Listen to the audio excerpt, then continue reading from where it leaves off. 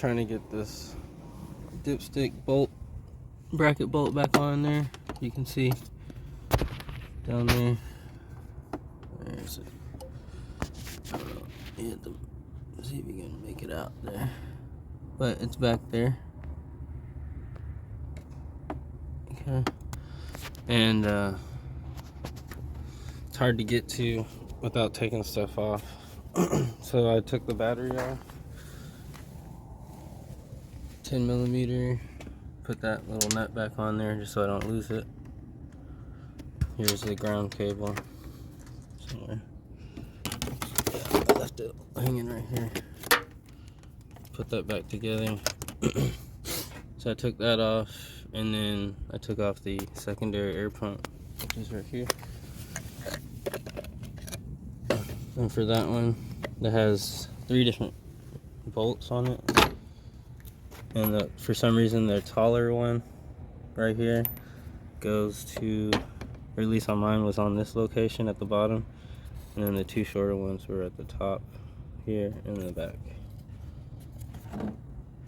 Some people delete this thing, but I'm not gonna do that right now.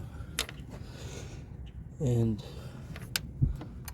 I had to order a, actually I dropped my bracket. I dropped this one when I was trying to put it back together last time with the oil pan, and it fell down in there. And I have not been able to find it since. So it's long gone. So I'm gonna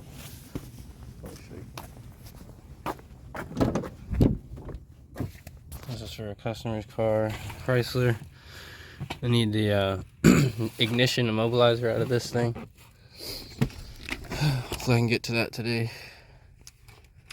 But I was going to show you the part number. If you lose your, if you happen to lose your oil tube bracket bolt, this is a part number for it. They had to order it. I don't know if your local dealership will have it in stock or not, but they had to order mine. I went ahead and picked up 2 in case the same thing happens again. But last time I tried to do it without taking off the air pump, I was lazy and it cost me. So I went ahead and did all that to make it hopefully easier. So I'm gonna get to it. So I'm just showing you guys if you want to know the easy way to put it back.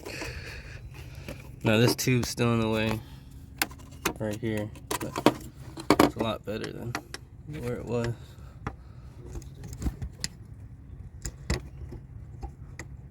Right.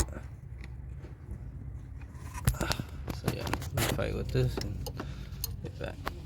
I almost dropped the bolt again, so I think I'm gonna try to take this whole bracket off right here. 1, 2. I think there's 1, 2. And then maybe get me some more access back here. So let me see what size that is. This is a 14. Let's see. I bet you it's a 12. Better put money on it.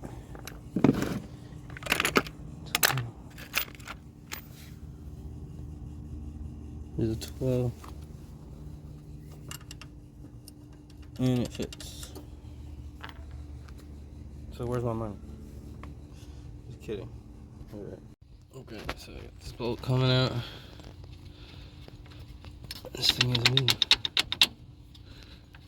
Let's see if this helps. I'm not dropping these bolts. Maybe I can find that other bolt down in there. Anyways. Oh, it's a tight spot. It's a good thing to have small hands when you have this car. Otherwise it's gonna be a pain. Small but strong. You want strong. Okay. Let's see. Alright. Came right off.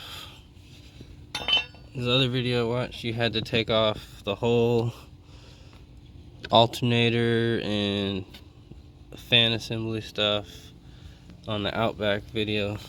They didn't have a WRX video. And that's a straight shot right there. Let me get to it. Don't see that bolt still. It fell.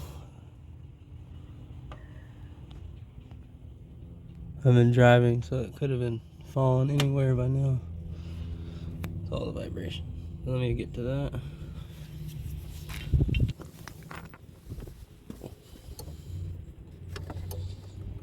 Putting in one hand. Wow.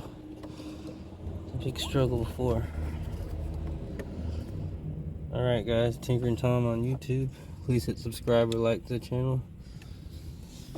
I had to do the oil pan. If you saw my other videos, I think I might have a leak on the oil filter.